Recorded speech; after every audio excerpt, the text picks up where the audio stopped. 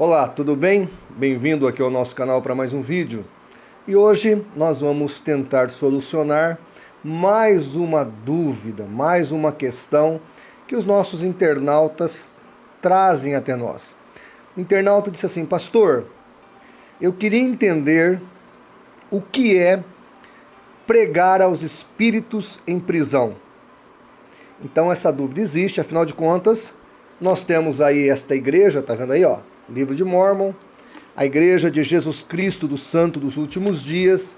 Eles fazem o tal do batismo pelos mortos e nessa expectativa deles, de certa maneira, parece que essa graça expande ao ambiente dos vivos e atinge os mortos e através desse batismo eles então dizem que essas pessoas têm uma segunda chance. Eu não vou entrar aqui na questão meritória do mormonismo, nós já temos aqui vídeos no canal, podemos fazer outros tratando dessa temática, mas eu vou me deter à questão da pregação aos espíritos em prisão. Qual é o contexto do texto? Qual é a ideia desse pregar? E aí eu vou trazer as duas visões teológicas sobre argumentação. Pregar aos espíritos em prisão. Nós temos o texto bíblico, há duas possibilidades e uma argumentação muito clara, que é o que está em Hebreus 9:27. Ao homem está ordenado morrer uma só vez, vindo depois disso o juízo. Então, biblicamente falando, nós já temos a certeza absoluta de que não existe uma segunda chance após a morte do indivíduo. Está claro, teologicamente falando. Mas quais são, então, diante do fato, as duas possibilidades teológicas de visão do texto do pregar aos espíritos em prisão? Nós vamos ver tudo isso para você, vamos trazer aqui os fatos, mas isso depois da nossa vinheta.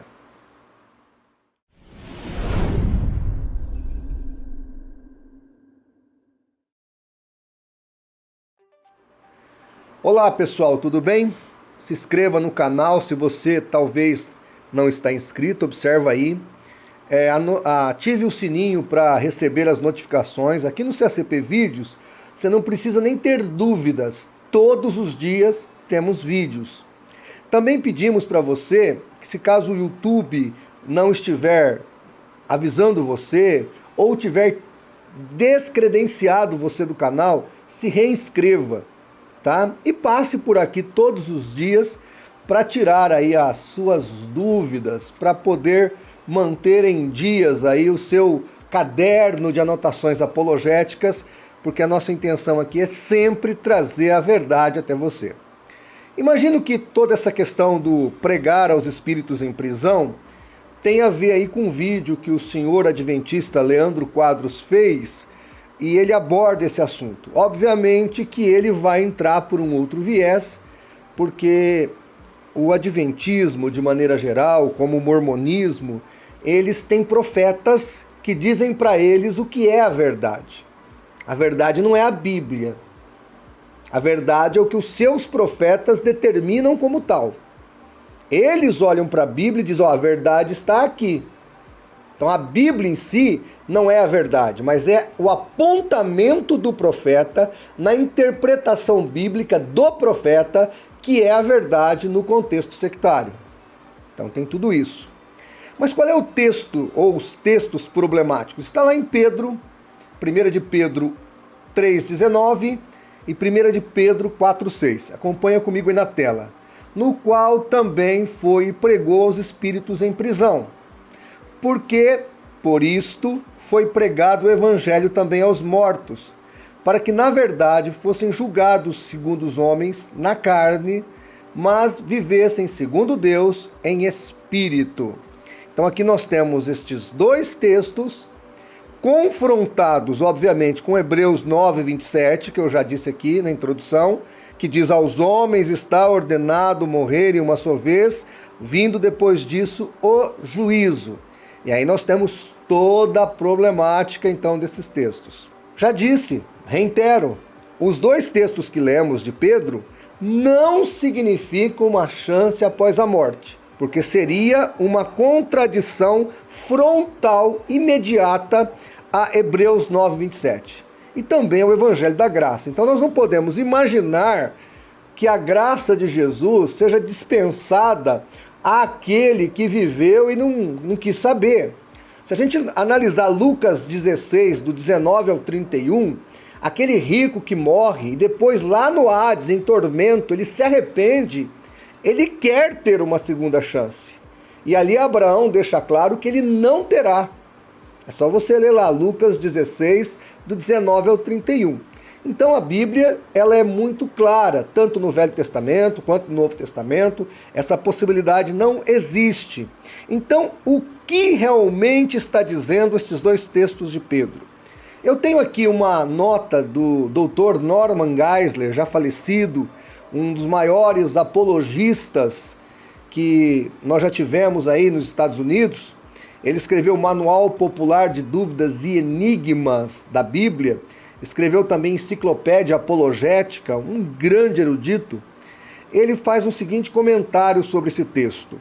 Ele diz assim: na versão NASB, 1 de Pedro 3, 18 a 20, foi traduzido assim: porque Cristo morreu pelos pecados, de uma vez por todas, o justo pelos injustos, para conduzir-nos a Deus, tendo sido sentenciado à morte na carne, mas vivificando no Espírito, no qual ele foi também e fez proclamação aos espíritos agora na prisão, que outrora foram desobedientes quanto à paciência de Deus, esperou nos dias de Noé, durante a construção da arca, pela qual uns poucos, isto é, 8 pessoas, se salvaram das águas. Então ele faz a citação dessa tradução. E ele continua: observamos pela tradução acima que o verbo que se traduz por pregou em King James versão não equivale ao grego evangelizomai, pregar ou levar boas novas, que certamente significa que depois de sua crucificação, Cristo levou uma mensagem de salvação às almas perdidas no Hades. Então, ele está dizendo que não equivale a isso. Continua Norman Geisler. Antes, o verbo é ekerisen, derivado do verbo kerisso, proclamar uma mensagem da parte de um rei ou potentado. O que o verso 19 diz, na verdade, é que Cristo fez uma proclamação às almas que estavam aprisionadas no Sheol ou Hades. Então tá aí, eu estou lendo o texto do livro Dúvidas e Enigmas Manual de Dúvidas e Enigmas da Bíblia, Dr. Norman Geisler. E aí ele está falando de alguns verbos em grego: evangelizomai, ekerixen e kerixon, ou kerixon. Imagino que seja assim as pronúncias, porque está já adaptada à leitura, à transliteração do texto. O que deixa-nos claro que a ideia, então, dos textos é que houve uma proclamação e não uma pregação de evangelização. Então, isso já está explícito quando, segundo o Dr. Norman Geisler, analisamos o verbo no grego, no caso aí a palavra pregar. E aí ele fala que há duas possibilidades, eu estou seguindo aqui a linha de raciocínio dele, que eu vou aqui discutir neste texto. A primeira possibilidade, que é a qual eu defendo a ideia, porque está lá no credo apostólico. O que diz o credo apostólico? Que Jesus realmente desceu ao Hades e proclamou a sua vitória, tá certo? E nós temos essa cosmovisão desde já do século III. Então o credo apostólico deixa claro isso. Jesus realmente desce ao Hades, não ao lugar de tormento, mas ao lado ali de bênçãos, onde estava o seio de Abraão, e ele ali faz a sua proclamação de vitória. e como está em Efésios 4, de 8 a 10, ele leva cativo o cativeiro. Lá em Efésios, Paulo diz que ele desceu às partes mais profundas da terra, proclamou ali sua vitória e levou o cativo o cativeiro. Então, na ressurreição, Jesus tira o pessoal do paraíso e leva, como está em Apocalipse 6, 9, as almas para debaixo do altar de Deus. As almas hoje não descem mais, elas sobem, elas vão para debaixo do altar de Deus. Então, o que diz essa possibilidade? A proclamação feita pelo Cristo crucificado no Hades a todas as almas dos mortos pode ter sido essa: o preço do pecado havia sido pago, e todos que haviam morrido na fé deveriam aprontar-se para subir ao céu, o que ocorreria logo no domingo da ressurreição. Efésios 4, de 8 a 10. Dr. Norman Geisler, ele está advogando, tá certo? Que esta proclamação foi que o preço do pecado havia sido pago. Quando a gente pega Hebreus, capítulo 11, 12, a gente observa que as pessoas que foram salvas no Velho Testamento morreram na expectativa da fé em Jesus Cristo, no Messias que havia de vir. Você se lembra de Jó? Eu sei que o meu Redentor vive e que por fim me levantará destas cinzas. Então havia a expectativa do Cristo. Então é isso que o Dr. Norman Geisler está dizendo. Essas pessoas morreram na fé, morreram na expectativa do Cristo. Então o Cristo desce ali para dizer, a expectativa foi alcançada. Agora nós vamos para debaixo do altar de Deus, que é o céu também. Ou o paraíso, como queira. Nós temos um vídeo aqui explicando tudo isso sobre céu, terceiro céu, paraíso, seio de Abraão, tá certo? É praticamente a mesma coisa, é o lugar onde estão a alma dos santos entre a morte e a ressurreição dos mesmos. E a segunda cosmovisão, e aí o Dr. Norman Geisler também comenta, diz assim: a proclamação poderia dizer a respeito àquela urgente advertência que Noé havia feito à sua própria geração, no sentido que se refugiassem na arca antes que o grande dilúvio destruísse toda a raça humana. Então aqui vai comentar e dizer o seguinte, olha, a ideia de Pedro, pelo menos no capítulo 3, o capítulo 4 já não dá essa mesma ideia, mas era que Pedro estaria dizendo que, analogamente ao que estava acontecendo naqueles dias com a pregação do Evangelho, aconteceu lá como uma figura na época de Noé. Então Noé estava fazendo a arca e ele estava proclamando que o fim ia chegar, que as pessoas deveriam se arrepender e entrar na arca. A arca, um tipo de Cristo, dilúvio, um tipo de juízo, e Noé, o pregador, um tipo de proclamador da graça de Deus naquele tempo. E as pessoas então teriam rejeitado. Essa é uma possibilidade tangível ao texto e ao contexto, tá? O grande problema dessa possibilidade é que nós temos aí o texto de Efésios, capítulo 4, de 8 a 10, que na visão de Paulo realmente isso aconteceu. Jesus desce, proclama ali aos cativos que estavam as suas almas no lugar de bênçãos, que é o seio de Abraão, ou paraíso, e leva esses cativos para debaixo do altar de Deus. Então nós temos essa problemática de Paulo. Também nós temos ali o capítulo 4, porque aí fica difícil contextualizar tanto o texto do capítulo 3 quanto o texto do capítulo 4.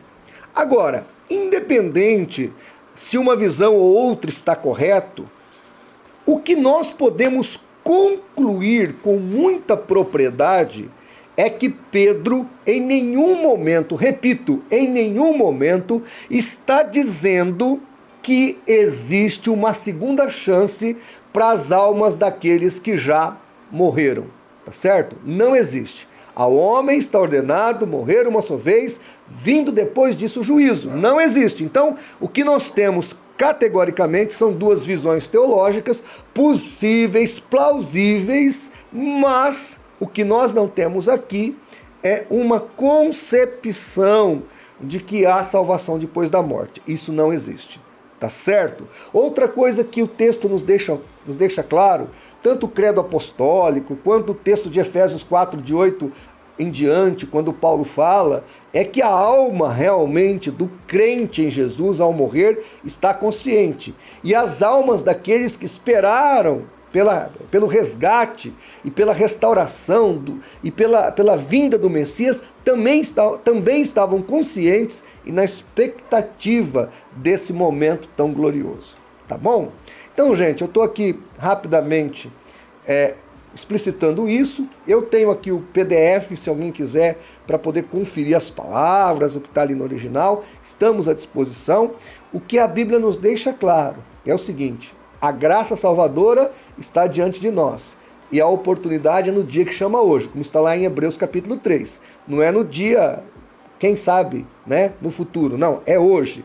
Porque hoje está na nossa possibilidade realmente se encontrar com essa graça, entregar-se para Jesus e viver no Evangelho do Cristo Salvador, né? Do Redentor da humanidade. Caso contrário, aí complica.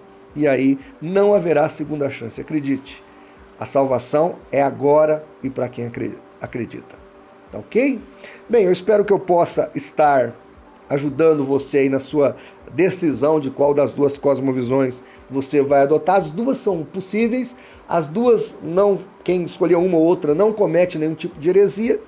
E depois, diante dos fatos, eu vou fazer um vídeo um pouquinho mais delongado a respeito da visão dos mórmons, tá? Porque aí eu tenho que falar da soteriologia mórmon, para poder explicar esse batismo pelos mortos, a pregação do evangelho para a salvação dos mortos, porque se nós não entendermos isso, você não consegue captar o que os mórmons estão dizendo. Então, vamos ser justos com os sectários, mesmo se eu for expor uma questão teológica, bíblica, em analogia, em comparação com o que diz uma seita, por exemplo, como os mórmons, eu preciso explicitar todos os fatos, e aí eu precisaria de pelo menos 20 minutos para poder falar de tudo isso.